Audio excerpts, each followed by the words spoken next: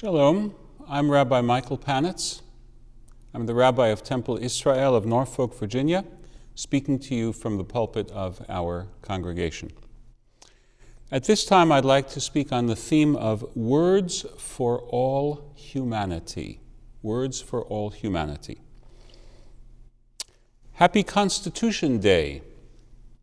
September 17th, just a few days ago, for most of you who will be listening to these words, September 17th is the anniversary of the signing of the U.S. Constitution, September 17th, 1787. Its words have inspired so much of humanity. Its vision of representative self-government, designed to be of the people, by the people, for the people, have been a beacon to nation after nation.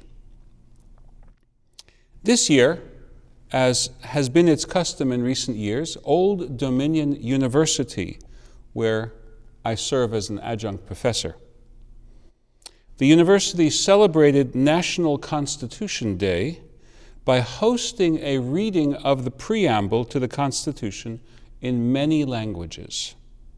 I was invited to read the Hebrew translation.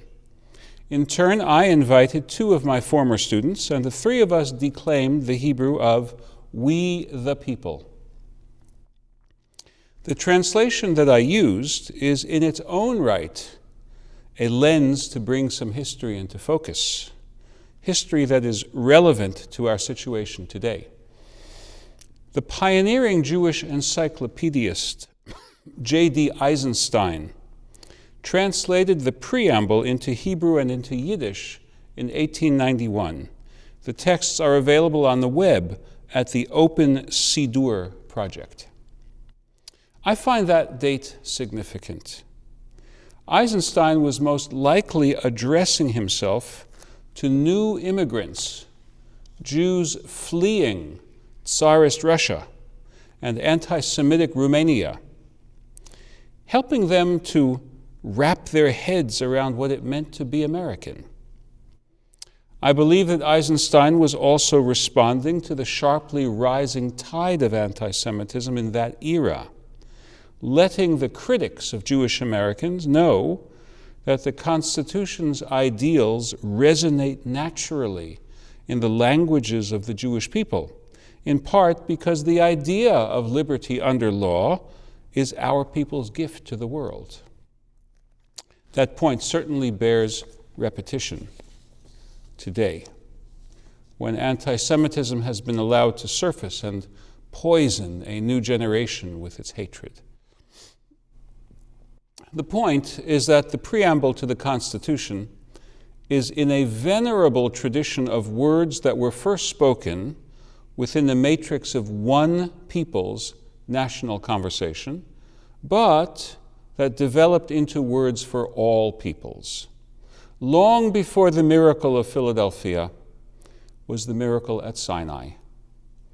God spoke those words to the children of Israel, but eventually so many nations heard them.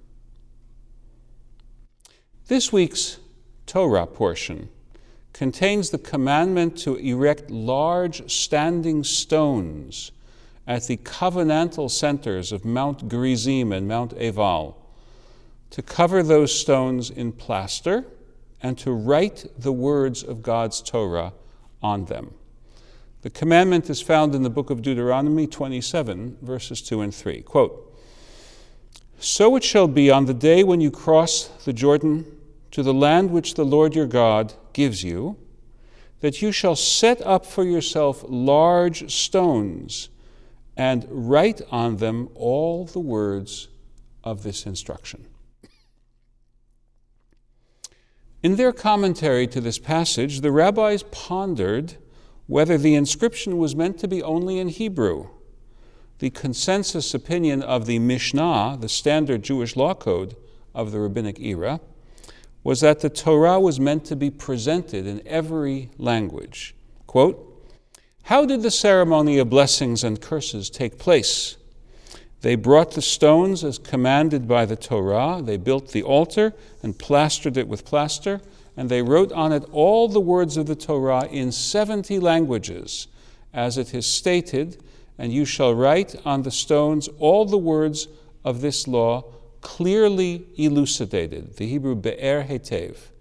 For the rabbis, clearly elucidated, indicated that it was to be written in every language. The rabbis lived in a multilingual environment. In addition to the Aramaic and Hebrew that were both national languages, the rabbis living in the Roman Empire had to reckon with Greek and Latin in their everyday lives. Their world featured a lively competition of ideas in several languages, accompanying the quickening pace of commerce and the wide reach of empire.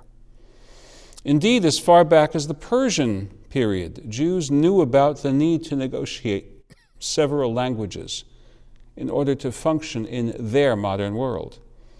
I wonder how many of them saw the monumental inscription of Behistun, erected to the glory of Darius, the Persian emperor, remembered fondly in Jewish tradition. It was during his reign that the Second Temple was consecrated. There's even a Jewish folk tradition that he was the son of Queen Esther. At the Constitution Day ceremony, I listened with fascination to the many languages, the Far East, South Asia, Slavic lands, Romance languages, so many reflections of the human mind. Most touching for me was the Cherokee Nation. The speaker recited the preamble of the Cherokee Nation's Constitution, fashioned on the model of the U.S. Constitution. The language sounded so different than every other one. Its prevalence of monosyllabic words, its combinations of consonants and vowels, told me that not only was it different from every other language, it was in a different family even. After the event, I sought out the speaker. We shared a bond, the bond of belonging to a people that had been exiled from its homeland. In his case, his great-great-grandmother was on the Trail of Tears from Georgia all the way to Oklahoma. And we shared the bond of being part of a people that has been reviled by the hypocrites of the majority culture, even as we have tried to play a constructive role in a pluralistic society and add to the blessings of community. For me, the American, the Jewish, and the citizen of the world dimensions of identity all came together at this Constitution Day ceremony. If only we could learn to bring our individual, our national, and our universal dimensions into harmony. The world needs that.